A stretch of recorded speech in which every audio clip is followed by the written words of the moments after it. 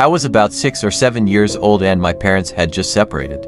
My mom was living in a 2-bedroom apartment with me and our cat, Coco. I had my own room, but I preferred to sleep in her bed whenever I was staying with her. Our 2 bedrooms were at the end of a hallway, directly across from each other. Our apartment was on the first floor and I remember that it was in the middle of the summer and my mom had a window open her room, which was directly behind the bed, above the headboard. Anyways, I woke up in the middle of the night and remember sitting up and seeing that our cat was sitting in the doorframe of my mom's room. Her door was open and you could partially see into my bedroom. This was strange because Coco was typically always in bed with us. As I was watching him, he walked into my bedroom and meowed. I turned to face my mom and wake her up. "Mom, Coco's acting weird." She gradually sat up, her long hair cascading over her face. "What is it, Emily?" she asked me, her voice thick with sleep. In the 3 or 4 seconds it took for her to focus, we both looked back up in the doorframe and there stood a tall man with scraggly hair and dark, wild eyes, standing by my open door, making his way out of my bedroom. I still don't know how she managed to do it so quickly, but my mother proceeded to pick me up and literally throw me out of the screen window again. We were on the first floor and it was maybe a 3-foot drop to the ground. She quickly followed and we began to scream for help and our voices echoed in the quiet night. A nearby neighbor heard us and called 911. We huddled together on the lawn, trembling with fear, while waiting for the police. My heart was pounding and I could barely breathe as I clung to Mom. Coco had followed us outside and was rubbing against my legs. The police came but didn't see any signs of forced entry, only that our front door was unlocked, which led them to believe the man must have exited that way. The strange thing was that my mom swore up and down that she had locked the door that night with the deadbolt and chain lock. About a week later she was cleaning the kitchen and opened up our water heater closet and she found a notebook filled with disturbing drawings of our apartment and what appeared to be names. There were also a pair of dirty gloves and some gum wrappers scattered around. The police came again, and they concluded that the man must have been hiding in the apartment, possibly for several nights. He must have been watching us, waiting for the right moment. The thought of him lurking in the shadows, silently observing us, was terrifying. The police couldn't find any definitive evidence about how the man entered or how long he had been there. They speculated that he might have slipped in while the door was momentarily unlocked or through a window left ajar.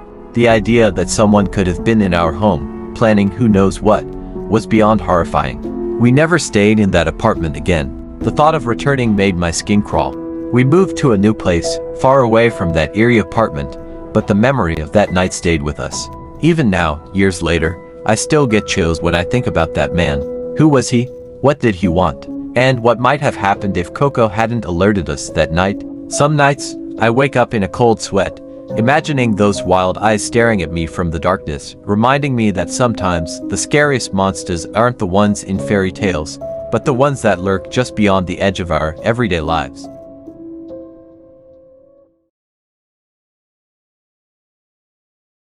Every time I stay at my grandma's house, I hear someone walking upstairs. It starts at one side of the room, casually walks to the other, and stops. This happens maybe twice a night. I have always been afraid of the upstairs at their house. I don't know why, but it's always freaked me out, and I refuse to ever go up there alone. I'm 26 now, and I still won't go up alone. There's one room specifically, though. It's a long, narrow bedroom. When you open the door, there are closets on your left and right, a bed placed roughly in the middle of the room, and a window on the far side opposite the door. I was told growing up by my grandparents that the sons of the previous owner claimed to see boogeymen come out of the closet at night, dance around the room, and go back into the closet. I thought nothing of this story until I had to start sleeping in the other room. The room located directly below the scary room upstairs. I didn't start hearing it until I was about 16, when my grandparents made me start sleeping in a different room on the first floor because they started sleeping in separate bedrooms. So, we all go to bed. All the lights in the house are off and I'm still awake, lying on the bed.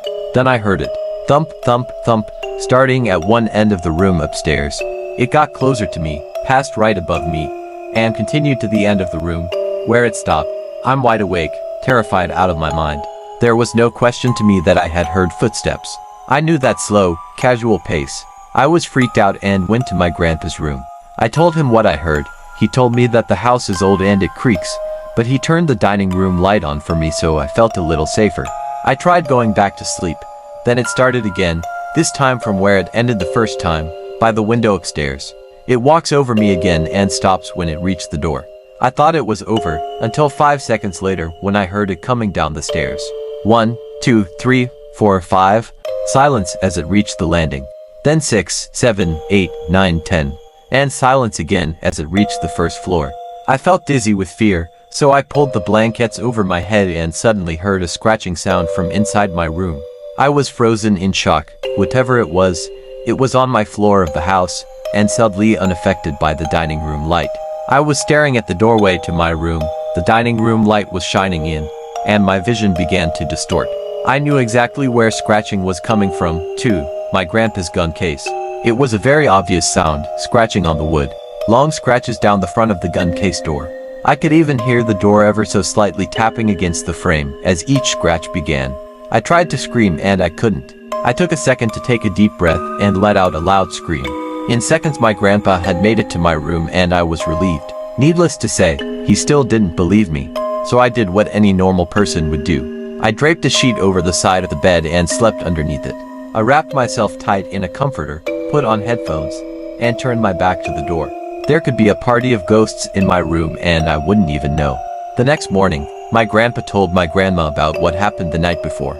She didn't believe it either. She said, "Oh, that's silly. You know, your cousin woke me up the last time she stayed here. She came into my room saying I hear footsteps." I slept under the bed for the rest of my week stay with them. I've stayed there countless times since that happened, and I hear the footsteps every time. I sleep on top of the bed now, but keep my back to the door and sleep with headphones on.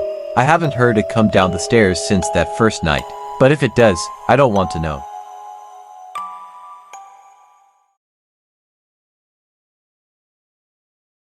Years ago, my friend Lucas and I would often sneak out at night to explore our sleepy neighborhood, not to cause trouble, but just to escape the confines of our homes and feel the thrill of the unknown. We were young, restless, and always looking for a bit of adventure.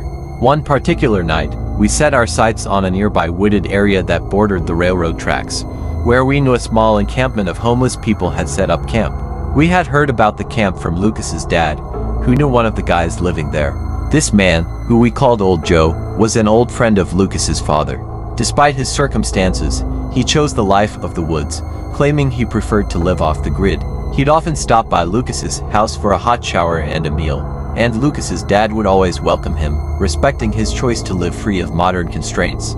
We thought it would be intriguing and perhaps even safe to check out the camp at night. After all, if Old Joe was around, he'd surely recognize us and make us feel welcome. We were a bit nervous at first. We would occasionally duck into bushes to avoid the headlights of passing cars, giggling and shushing each other as if we were on a secret mission. The walk turned out to be longer than we had expected, and the deeper we ventured, the more our imaginations began to run wild. What if Old Joe wasn't there? What if the other inhabitants weren't as welcoming? We started sneaking closer, but the trail seemed to continue straight, while the camp set off the trail to the left. We got, I don't know, maybe 45 meters, around 150 feet from the camp, and we looked down the trail and saw a faint silhouette of what we thought was a person. The silhouette looked like it was coming from deeper in the woods towards the camp. We froze and ducked slightly to the side of the trail. I told my friend that I didn't like it, and we should just sneak the hell out. He said he had the same feeling. As I said, the fire at the camp was just enough to light the area well enough to see. We end up slowly creeping slightly off the trail back to the railroad tracks. We got probably 15 to 18 meters, about 50 to 60 feet, and I told him I would rather just hit the trail and just slowly walk back because the bushes and trees and everything were hard to navigate, and I would rather be able to see something coming so we could book it out. We played football and were both pretty fast. We slid out of the brush and we noticed the silhouette had moved closer. As it moved further from the fire, the light grew dimmer, but we could still make out someone or something advancing towards us. My first thought was that they might have seen us duck into the bushes and were coming to check, but there was something off about the whole situation. My friend and I exchanged glances and silently agreed to quicken our pace. Almost instinctively, we both glanced back and saw that the silhouette was now racing towards us at incredible speed, yet completely silent.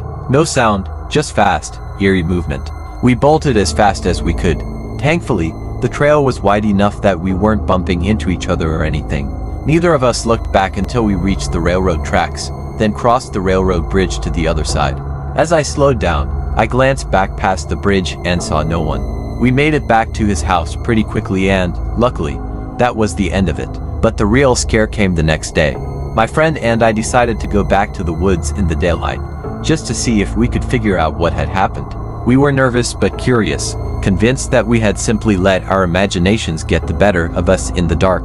When we reached the camp, everything looked normal, just as we had expected. However, as we walked further in, my friend stopped abruptly and pointed to something on the ground. There, in the soft earth of the trail, were footprints. They weren't just any footprints, though. They were ours. We could see the distinct pattern of our sneakers clearly, but the unsettling part was that they were accompanied by another set of tracks. The other tracks were larger, almost twice the size of ours, and they followed ours in a perfectly straight line from where we had started to the point where we had crossed the bridge. The thing that made my stomach churn was that these tracks didn't end at the bridge. Instead, they stopped abruptly right at the edge of the railroad tracks, as if whoever or whatever had been following us had simply vanished into thin air. The realization that something or someone had been pursuing us in the dark, unseen and unheard, sent a chill down my spine. My friend and I looked at each other, the fear and disbelief mirrored in our eyes. We never spoke about it again.